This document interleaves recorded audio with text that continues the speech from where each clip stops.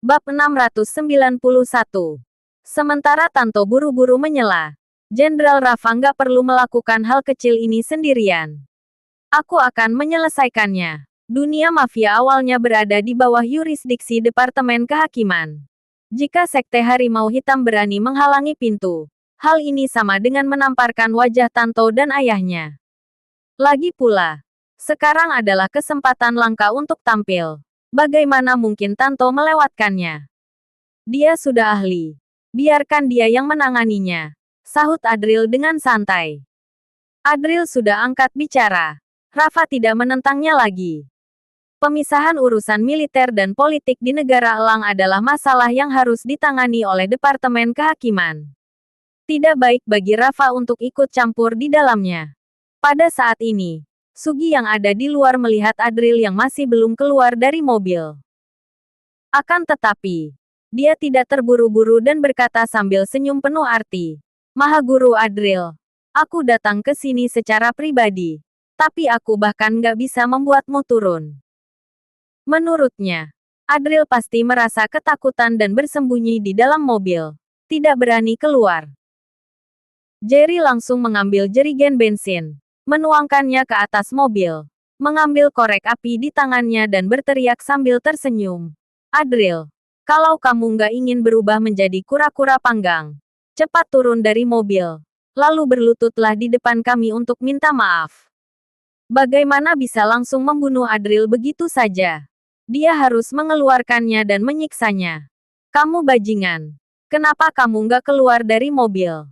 Berlutut dan akui kesalahanmu padaku dan ayahku. Yasmin juga berteriak penuh semangat. Dia tidak sabar untuk melihat Adril berlutut di kakinya, bersujud dan mengakui kesalahannya. Sekarang dia punya pendukung, Sugi yang merupakan seorang master puncak. Apalagi yang bisa digunakan Adril untuk melawannya. Saat ini, terdengar suara samar. Sekte Harimau Hitam. Kalian berani sekali. Sialan. Beraninya seorang sopir bersikap sombong. Sugi tiba-tiba terlihat marah saat melihat pintu pengemudi terbuka. Namun, ketika dia melihat orang tersebut dengan jelas, dia sedikit terkejut dan bergumam. Tanto. Pak Tanto. Ekspresi Jerry berubah. Orang-orang di masyarakat umum pasti mengenal orang-orang dari Departemen Kehakiman. Mereka pasti sudah tahu dengan nama besar, Tanto Sumitro. Tanto justru menatap mereka dengan arogan dan berkata, kamu yang bilang kalau ingin membunuhku. Pak Tanto, sepertinya kamu salah paham. Yang ingin aku bunuh adalah Adril. Jerry segera menyahut. Dia cukup sopan kepada Tanto. Kalau begitu kamu yang lebih pantas mati. Tanto menjawab dengan nada marah. Pak Adril itu bosku. Kalau kamu ingin membunuh Pak Adril. Kalau begitu kamu ingin membunuhku. Bos. Jerry tercengang. Tanto benar-benar bekerja untuk Adril. Lelucon macam apa ini? Bagaimana? Bagaimana mungkin? Ketika Yasmin melihat Tanto, wajahnya menjadi sedikit pucat. Bagaimanapun, Tanto adalah putra seorang menteri Departemen Kehakiman dan bertanggung jawab atas dunia mafia. Pada saat ini, Tanto juga menatap Yasmin dengan ekspresi jijik di wajahnya seraya berkata, Yasmin, aku rasa kamu memang ingin mati.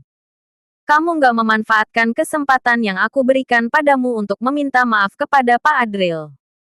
Kamu justru bersekongkol dengan Sekte Harimau Hitam. Dasar bodoh. Tanto harus berusaha keras untuk bisa dekat dengan Adril. Sedangkan Yasmin bisa berteman baik dengan Adril dengan mengandalkan hubungannya dengan Ana.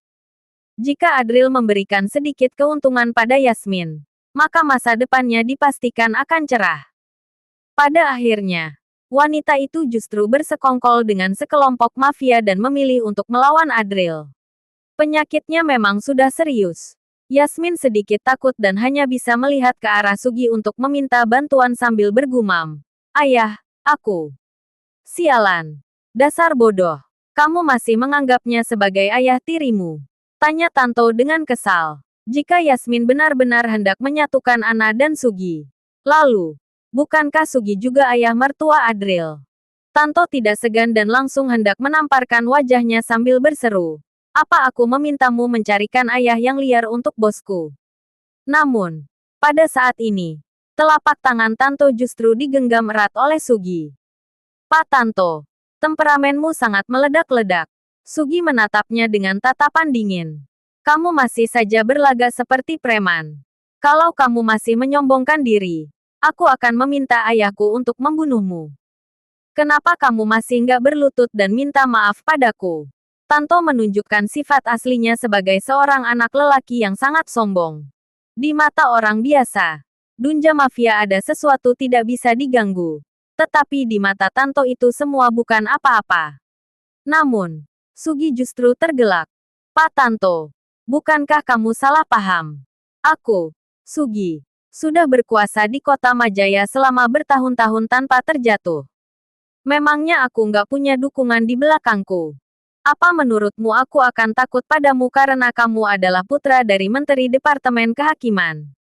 Ayahmu bahkan nggak akan bisa berlagak seperti itu padaku.